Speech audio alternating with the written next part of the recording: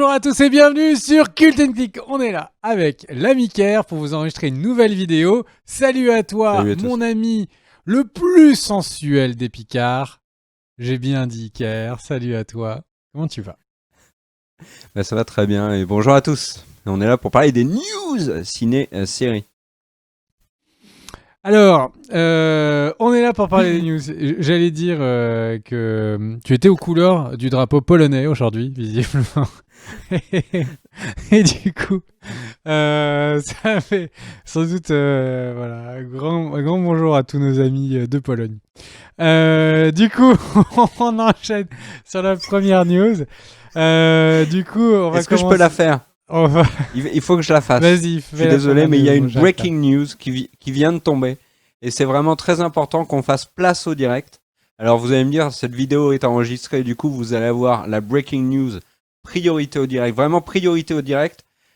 Dans quelques jours après, le moment où... Voilà. Mais c'est quand même important de le dire. La breaking news, c'est que Tenet est officiellement repoussé, ne sortira pas cet été aux États-Unis. Au moment où nous enregistrons cette vidéo, nos reporters à Hollywood nous disent que le film pourrait potentiellement sortir à l'international et donc peut-être en France cet été. Mulan devrait également être repoussé. Les cinémas américains, on en avait parlé en vidéo, ne sont pour l'instant sont toujours fermés. On ne sait pas quand est-ce qu'ils vont ouvrir à cause du Covid-19. Et il y a d'autres films qui, dans la foulée, ont été repoussés. Conjuring, qui devait sortir en septembre, finalement sortira à l'été 2021. Et c'est pas une bonne nouvelle, mais c'est pas encore officiel, mais ça devrait l'être. Et peut-être que ça l'est déjà au moment où vous regardez la vidéo. Mais James Bond, qui devait sortir en novembre, pourrait sortir en 2021. Ça parle même de été 2021. Voilà. Donc les sorties ciné, moyen bof, c'est pas la fête. Voilà, c'était la breaking news. Priorité au direct. À toi. Et bah du coup, on enchaîne tout de suite sur une news sur le petit Kenobi. Alors, jusqu'à il y a peu de temps, en fait, Disney était un peu comme ces gens à l'accueil d'un grand aéroport où ils sont là en train de dire « Bonjour, nous avons un message à passer, nous cherchons le petit Kenobi. » Kenobi, oui, il est tout seul, il a un sac à dos Star Wars, un sabre laser et tout le monde le cherche mais personne ne le voit. Et c'est effectivement la série Kenobi qui était en panne. Alors, Ewan McGregor avait répondu à plein d'interviews en disant « Moi, de jouer dans un nouveau Kenobi, jamais !» Et puis après, il était revenu, après l'annonce de la série, en disant « Oui, je suis désolé, j'ai menti, mais je suis un acteur, c'est mon métier. » Parce qu'on ne pouvait pas parler encore de la série. Et puis, ensuite, il y a eu quelques problèmes avec, visiblement, l'écriture du scénario. Mais là, ça y est, la série serait enfin sur les chantiers de la production. Et on le sait comment? Eh bien tout simplement parce que Ewan McGregor a fait l'annonce que de la même manière que sur le Mandalorian, ils utiliseraient la technologie qu'on appelle le Stagecraft. Alors pour rappel, le Stagecraft c'est quoi? C'est qu'en fait c'est un espace dans lequel il y a un écran à 360 degrés qui est en LED. L'écran est branché sur un moteur de Unreal Game Engine, donc l'Unreal Engine. Et en fait, c'est pour faire tourner des décors qui sont entièrement construits en 3D. Pour que les acteurs puissent tourner et avoir l'impression qu'ils sont dans un vrai décor. Et aussi accessoirement, parce que si du coup dans l'écran sur la droite, eh bien, il y a une fuite de lumière parce que quelqu'un vient d'ouvrir une porte, eh bien, c'est une lumière que l'acteur a réellement. Donc, ça permet d'avoir des choses beaucoup plus réalistes et beaucoup plus naturelles que le fond vert.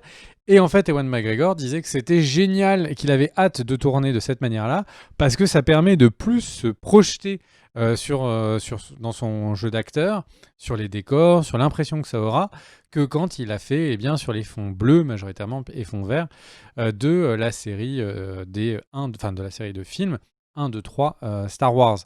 Voilà, donc c'est une technologie qui a fait, franchement, je trouve, des miracles sur The Mandalorian, donc je trouve ça très très chouette que ce soit sur le Kenobi, et que de cette manière-là, un peu en loose day, ça nous annonce que enfin le tournage va commencer. Je continue sur Star Wars pour vous annoncer qu'il y a tout simplement une nouvelle série animée Star Wars qui a été annoncée. C'est un spin-off de Clone Wars, et il y aura en fait donc cette série qui s'appelle The Bad Batch, qui est donc sur une élite. Alors, c'est sur la saison 7 que ces personnages apparaissent, donc saison 7 à laquelle je ne suis pas, donc j'ai juste voulu lire le communiqué de presse. C'est donc la Clone Force 99, que visiblement on voyait beaucoup dans la première partie de la saison 7, qui du coup aura sa propre série. C'est une série qui est aussi avec Dave Filoni, tout simplement à l'équipe, dans l'équipe de création. Donc ça sous-entend qu'il y aura un minimum de qualité, je pense. Et voilà, donc une nouvelle série qui est arrivée comme ça, pour le plaisir des yeux. À toi mon cher Kiar, pour la petite news. Bah moi je vais faire 2 news sur Marvel et le MCU parce que c'est important de parler de films indés. La réalisatrice de Black Widow qui s'appelle Kate Shortland a confirmé quelque chose que l'on présageait, hein, c'était pas vraiment une surprise, c'est que l'actrice Florence Pugh, je ne sais pas le dire, mais on apprendra à le dire parce qu'elle a tout pour devenir une très grande d'Hollywood. Florence Pugh sera la nouvelle Black Widow dans le MCU en remplacement de Scarlett Johansson. Alors elle ne joue pas le même, c'est pas la même, ça sera pas Natasha Romanoff. Elle joue un autre personnage, mais en tout cas elle prendra le costume de super-héroïne Black Widow dans le MCU. Alors comment on verra bien, à quel moment on verra bien aussi, on n'a pas énormément d'éléments de réponse. Il y a des rumeurs qui disent qu'elle pourrait intégrer les Thunderbolts.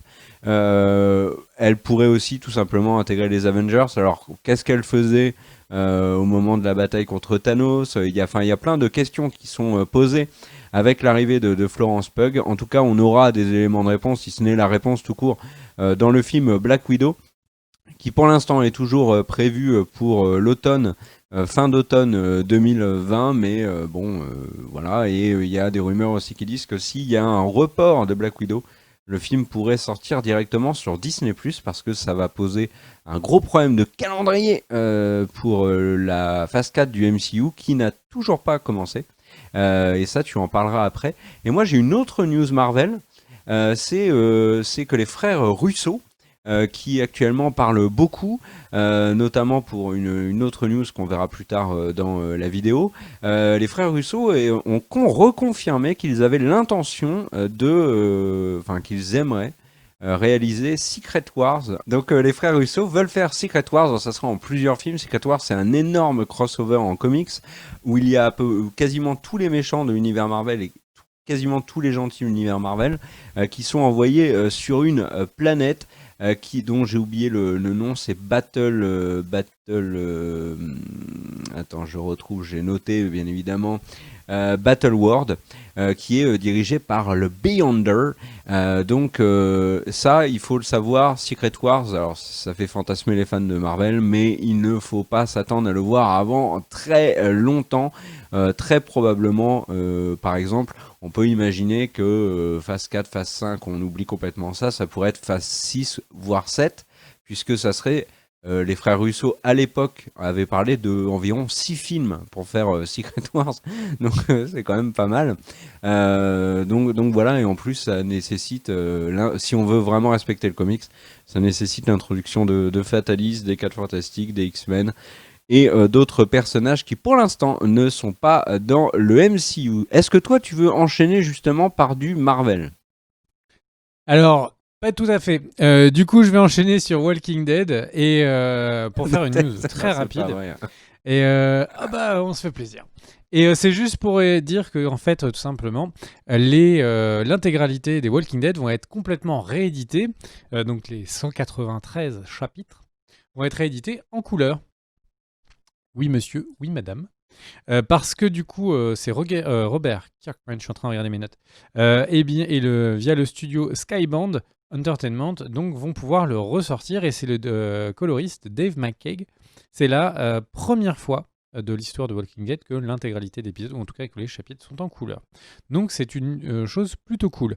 J'enchaîne en passant de Walking Dead à un acteur de Walking Dead. Je parle de Jeffrey Dean Morgan, qui a encore une fois cette semaine plusieurs journaux qui rapportent cette news dont on avait parlé dans une vidéo sur DC, expliquant qu'il tiendrait bien toujours le rôle de Thomas Wayne dans un futur film The Flash, pour suivre l'histoire des comics de Flashpoint, dans lequel, pour rappel, En fait, c'est une version alternative de l'univers où ce n'est pas Bruce Wayne qui est le Batman, mais c'est Thomas Wayne. Donc, Jeffrey Dean Morgan serait une forme du Batman. Pourquoi pas? Moi, j'aime bien cette rumeur depuis le début, donc j'espère que ce sera le cas. Autre news, du coup, puisqu'on est passé chez DC, transition DC, pour dire qu'en fait, il y a chose que je ne savais pas, mais avant la sortie de tous les derniers films DC, en fait, il sortait des comics spéciaux édités qui étaient là pour être un préquel au film. Et c'est le cas donc de Wonder Woman 1984. Qui a donc son comics qui va sortir précisément le 29 septembre et qui s'appelle Wonder Woman 1984 Issue 1, donc le numéro 1. Voilà, pour ceux qui ne le savent pas, il y a plein de plateformes légales de téléchargement de comics qui s'achètent et qui permettent de choper ceux qui sont sortis aux US et qui ne sont même pas encore édités en France. Et ce qui m'amène à ta news, mon cher Car. Alors, moi, je suis bien embêté par les news qui arrivent, puisqu'en fait, c'était des news avant de savoir que Tenet était repoussé. Donc, du coup, je vais improviser une news. Et je vais, par exemple, parler de Peacock. Peacock, c'est la plateforme de NBC Universal qui est sortie aux États-Unis avec un énorme catalogue. J'allais dire calendrier, mais pas du tout. Un énorme catalogue. Et ils ont énormément de projets aussi. Peacock espère être un des 2-3 plus gros mastodontes plateformes de streaming aux États-Unis avec HBO Max et Netflix, voire Amazon. Puis derrière, un peu plus loin, il y aurait Disney+, Apple TV, etc. On en parlera plus tard. Peacock avait dans ses projets notamment un reboot de la série The Office, la version américaine avec Steve Carell notamment. Et bonne nouvelle, Peacock a décidé qu'en fait c'était vraiment une idée stupide et qu'il ne fallait pas retoucher à The Office. De toute façon, ils l'auront sur la plateforme et pourront donc permettre à leurs abonnés d'en profiter. Rappelons quand même que The Office, quand elle était sur Netflix, alors je crois que l'année en question c'est 2018, c'était la série la plus regardée aux États-Unis sur une plateforme de streaming, très loin devant toutes les nouveautés qui étaient sorties cette année-là, notamment les poids lourds de Netflix comme Stranger Things par exemple. Donc The Office, ça compte. Et si vous ne l'avez pas vu, je vous conseille chaudement de regarder la vidéo qu'on a fait sur The Office sur la chaîne et la série, bien sûr. Et par contre, Peacock envisagerait toujours de, pourquoi pas, refaire. Alors, est-ce que c'est un reboot? Est-ce que c'est une suite? Ça serait logiquement une suite. De The West Wing, qui est une série qu'on adore énormément tous les deux. Et Aaron Sorkin serait donc dans le bateau, le créateur de la série. C'est donc une plutôt bonne nouvelle. Donc The Office on oublie, The West Wing on y croit encore. Pourquoi pas? À toi. Eh bien, quelle belle news, mon cher Kerr. Et puisque tu parles un peu vu que ta news était entre autres sur ce qui était décalé avec le Covid, eh bien, moi je voulais te parler des séries, parce qu'il n'y a pas que les films, il y a les séries aussi qui sont décalées, et c'est le cas. Il y a beaucoup de mouvements du côté de Marvel, et donc de Disney+. Alors, si on fait un petit point, déjà les dernières news qui ont été annoncées, donc les officielles, c'est sur la série Hawkeye qui a donc récupéré 3 réalisateurs, le duo de réalisateurs Bert et Bertie, qui sont de leur vrai nom Amber Finlayson et Cathy Elwood, qui ont fait Trop de Zero et Dance Camp. Et il y a également Rhys Thomas qui a fait Dernier été à Staten Island et Comrade Détective. Voilà. Je les connais pas du tout, sans doute des gens très bien, mais du coup, une équipe de 3 réalisateurs pour ce lancement de la série Hawkeye. On enchaîne. Ensuite, on a du coup le fait que l'amie Hailey Steinfeld, donc qui est donc l'actrice qui joue la fille, Kate Bishop, eh bien pour l'instant n'est toujours pas confirmée sur la série, en tout cas pas officiellement. Donc ça, c'est pour les fans que vous le sachiez.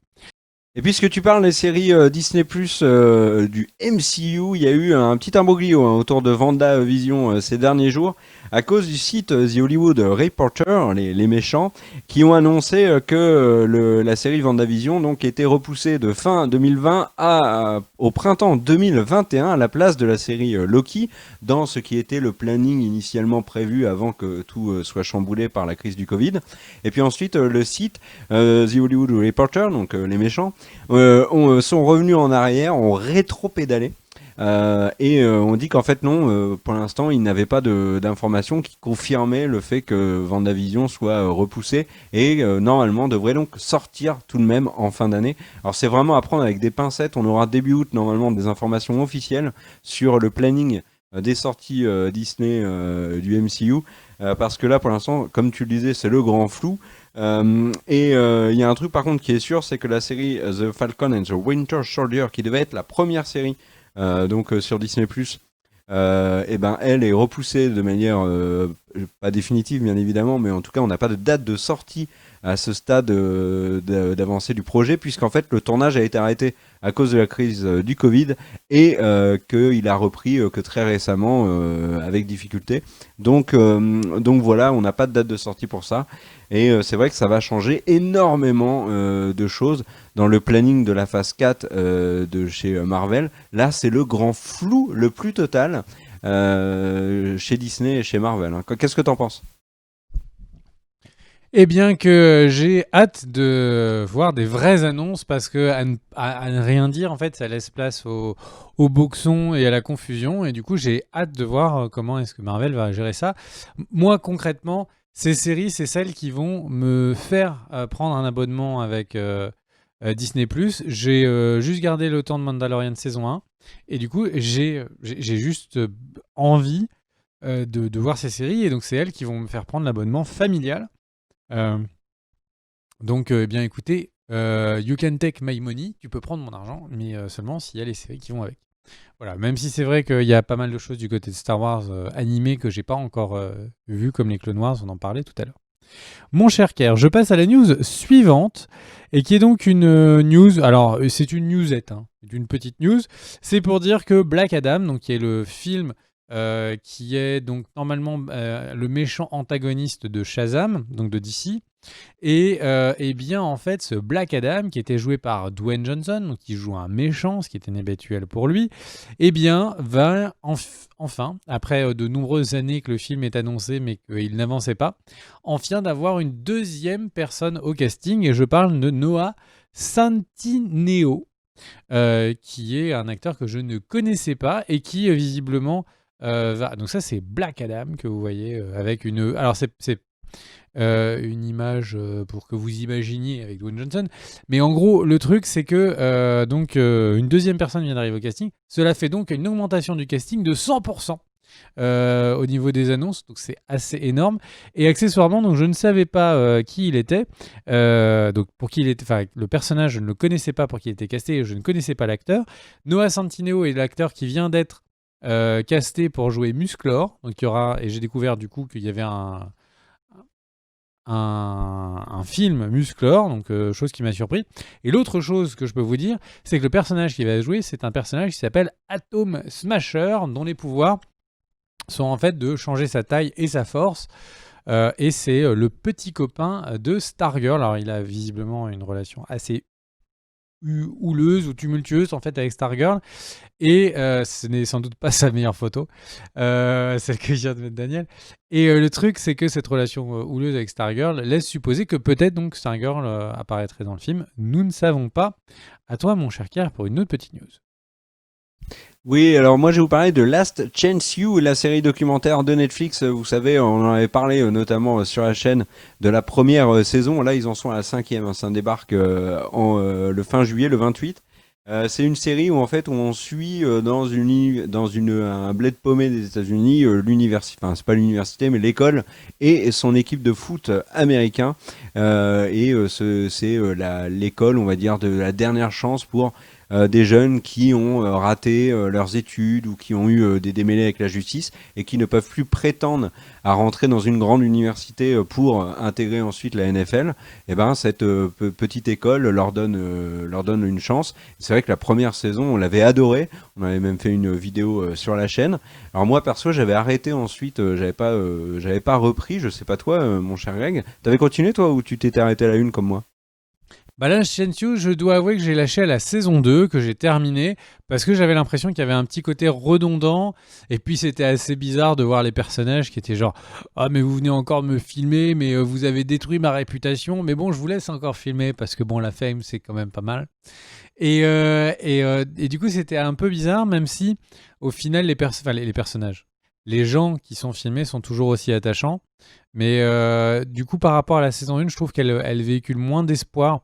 Il y a plus de personnes, ou en tout cas c'est l'impression que j'ai eue, il y a plus de personnes qui du coup repartent dans l'échec et dans l'oubli et tout. Et c'est une saison que je trouve un peu triste, quoi. Mais bon.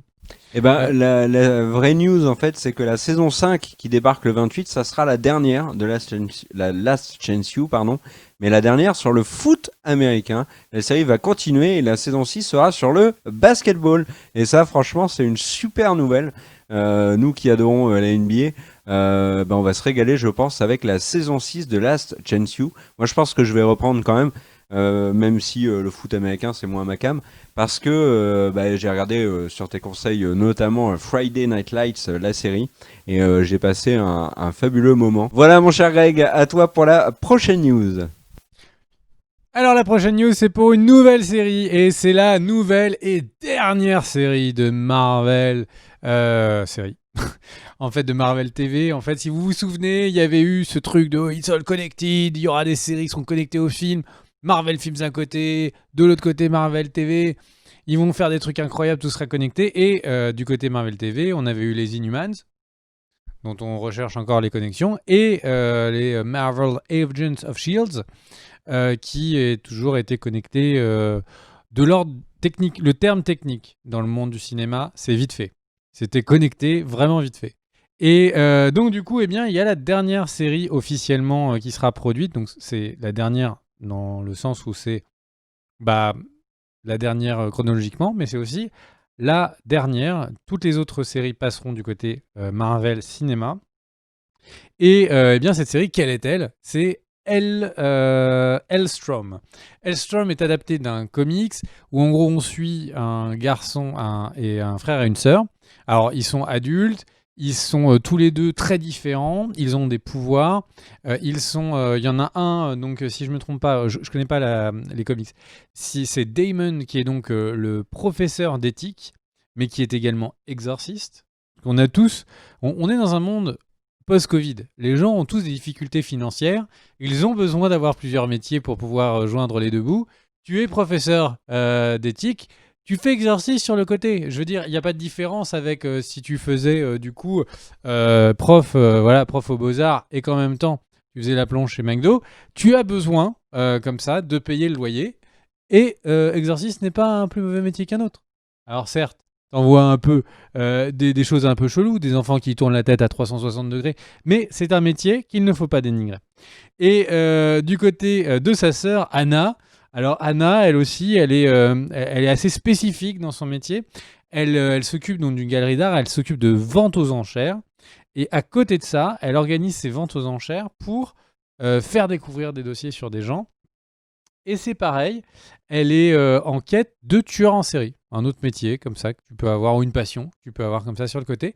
Et visiblement, leur père serait un tueur en série. Alors je vais pas, j'ai lu les articles quand même pour défricher un peu qu'est-ce qu'était la série. Assez vite, quand on découvre qui sont leurs parents, ou en tout cas précisément leur père, c'est un méga spoil, donc je ne vous le ferai pas. Mais on peut dire que leur père est un tueur en série, en tout cas c'est ce qu'on croit comprendre au début, et du coup ils essayent d'empêcher de nouveaux méchants d'apparaître, mais malheureusement peut-être le père réapparaîtra. On n'en dit pas plus. Pour l'instant Marvel série, c'est pas les meilleures séries de la Terre, même s'il y a des choses sympathiques, donc du coup je vous invite à demander à un ami de regarder cette série avant de vous y investir. Ensuite, on est du côté de Warner Brothers, qui a fait une annonce que j'ai trouvée étonnante. En fait, pour ceux qui ne le savent pas, Warner va avoir des séries qui sont diffusées sur la plateforme HBO Max.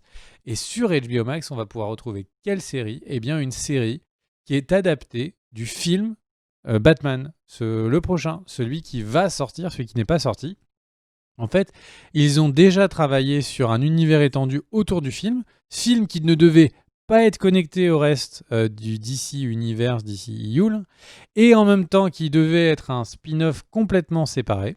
Ce spin-off complètement séparé va avoir sa série connectée. Non, vous ne rêvez pas, c'est ce qu'on appelle le tour de passe-passe. Voilà, tu vois mes jambes, tu n'as pas vu ma main. Et c'est exactement ce qu'ils nous ont fait. Et alors les gens vont me dire, mais cette série sur le film Batman, de quoi ça va parler ? Ça parle de la corruption autour du monde de Gotham, vu par, visiblement, les policiers. Alors certains pourraient dire, mais c'est exactement Gotham. Oui, c'est exactement Gotham. Oui, mon cher Kerr, c'est exactement Gotham. Oui, c'est fou. Et en fait, à ça, il n'y a pas eu visiblement de réponse particulière. Le seul truc qu'on peut dire, c'est que, si je ne me trompe pas, voilà, c'est Terence Winter qui s'occupe de la série. Terence Winter, c'est quelqu'un qui avait notamment travaillé sur Les Sopranos et qui avait créé Broadback Empire. Donc, bon, je comprends qu'on ait envie de lui faire confiance et tout. Et Matt Reeves, qui est au scénario, qui est réalisateur sur The Batman, est aussi incorporé dans le travail sur la série. C'est prendre des gens de qualité, essayer de faire les choses bien, mais c'est super bizarre. Voilà, donc de refaire une série Gotham après, d'un film qui devait être connecté à rien. C'est que DC avait vraiment pas de projet en stock, qu'ils sont vraiment en panne, donc voilà, un peu surprenant. À toi, mon cher Kerr. Moi, je vais vous faire une petite news pour vous dire que Malcolm est arrivé sur Amazon Prime, donc toute la série, et lorsque je l'ai tweeté de manière tout à fait innocente, vous avez été nombreux à m'insulter parce que j'avais dit que je n'avais jamais regardé un épisode de Malcolm. Et vous m'avez dit bouh, t'es nul, etc., etc. Je l'ai plutôt bien vécu. Et j'ai regardé du coup Malcolm. Je me suis dit mais si les gens disent autant de bien de cette série, c'est qu'elle doit être bien. J'ai regardé les premiers épisodes et c'est super nul. Je pense que vous avez vraiment des goûts catastrophiques. Non, je rigole. J'ai regardé et en effet c'est très marrant Malcolm. Donc en plus comme on est plus âgé que peut-être vous quand vous l'avez découvert, on a un regard autant complice vis-à-vis des parents que des gamins, puisqu'on est d'éternels enfants. Donc je trouve qu'il y a une double lecture dans Malcolm qui rend la série très drôle. Alors les épisodes sont assez inégaux, mais ça reste en effet toujours une série qui visiblement est de qualité, que je vais continuer avec grand plaisir. À toi. Donc en fait, il y a des gens qui t'ont dit que c'était pas bien, que tu regardes pas, et d'un seul coup, tu fais une annonce comme ça en vidéo pour dire c'est génial. Oui, mais ça marche pas. Oui, mais ça marche pas à chaque fois parce qu'il y a plein de gens qui m'ont dit de regarder Mr. Robot, Dark, etc. Et j'ai toujours pas regardé ces séries, alors par manque de temps en fait. Légitimité sur 20, je ne sais pas. Passons aux news d'après. Alors, c'est juste deux petites choses pour ceux qui ne les auraient pas vues. La première, c'est The Boys, saison 2 a enfin eu son trailer officiel. Du côté, et donc pour rappel, ça sort le 4 septembre, The Boys saison 2. Umbrella Academy, qui sort le 31 juillet, a également eu un trailer final qui m'a beaucoup surpris. Je n'en dis pas plus. Et du coup, puisqu'on parle de Netflix, sachez que Netflix a pour la première fois annoncé en fait des chiffres de visionnage des films. Il y a beaucoup de gros cartons. On va regarder s'il y a de choses suffisamment intéressantes pour en se faire une vidéo dans les prochaines semaines. Mais Kerr, justement, sur le dossier des films, tu voulais en annoncer un. Oui, Netflix a annoncé un gros projet, vraiment très gros projet, leur film le plus coûteux, 200 millions de dollars de budget, sans compter la promo. C'est quoi ce film ? C'est un thriller réalisé par les frères Russo, qui sont notamment connus pour avoir réalisé Civil War, mais aussi Avengers Infinity War, Avengers Endgame, donc des films qui Community, valent au la série box-office. Community. Oui, également Community, bien évidemment, que j'ai vu et revu. D'ailleurs, la dernière saison est vraiment très très compliquée à regarder, je trouve, mais j'en avais déjà parlé. Et en fait, ce film s'appelle The Grey Man et ils ont recruté au niveau du casting deux énormes poids lourds d'Hollywood. Il y a d'un côté Ryan Gosling, donc le beau gosse de Drive, et d'un autre côté Chris Evans, le beau gosse de Captain America. Donc voilà, deux énormes acteurs qui sont très appréciés et qui font partie des acteurs les plus demandés à Hollywood. Ça montre bien donc les ambitions cinématographiques de Netflix avec ce projet qu'on a hâte de voir, il faut bien dire. Les Russo, un casting pareil, autant de pognon mis sur la table. On est impatient de voir ce que ça va donner. À toi pour la suite. Eh bien, tu parles de films et d'annonces de Netflix, c'est bien dans la même catégorie. Je voulais juste te rappeler qu'il y a eu quelques temps, parce qu'on ne l'avait pas couvert sur la chaîne, il y avait un film qui avait été annoncé qui s'appelle Project Power, qui est donc un film qui sera diffusé sur Netflix le 14 août avec Joseph Gordon-Levitt et Jamie Foxx. Donc vraiment, un très gros line-up de films cette année sur Netflix. J'ai envie de dire, le confinement ne pouvait pas mieux tomber pour eux. Le fait que les cinémas soient bloqués ne pouvait pas mieux tomber pour eux. Ne me faites pas dire que le Covid a été lancé par Netflix. C'est pas vrai. Mais ça les avantage quand même beaucoup. Ils ont pris 10 millions d'abonnés sur la période. Et Moi, je vais vous parler d'une autre plateforme. C'est Apple TV+, qui a racheté pour 80 millions de dollars les droits de diffusion d'un film qui a coûté 50 millions de dollars.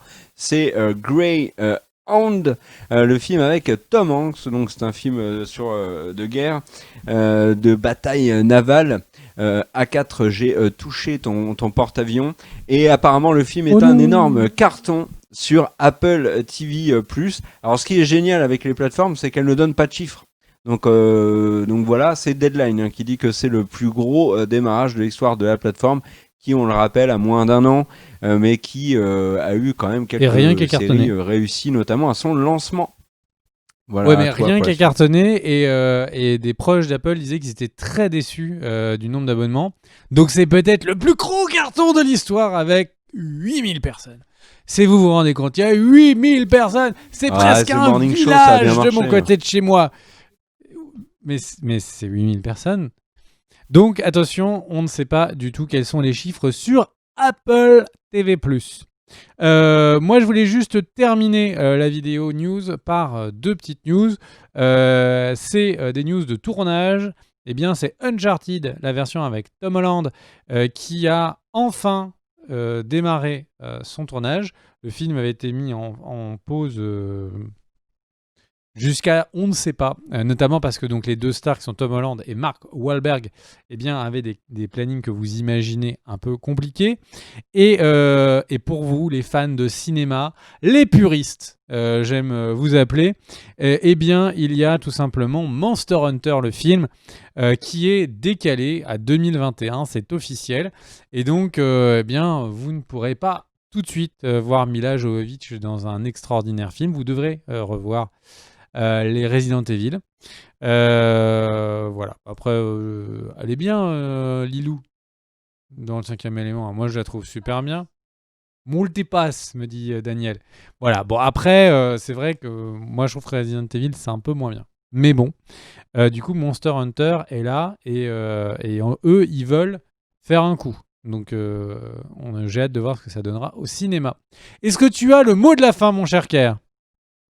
Merci à toi en tout cas d'avoir soutenu la Pologne tout au long de la vidéo. Merci à tous et on se retrouve pour une prochaine vidéo. À très vite.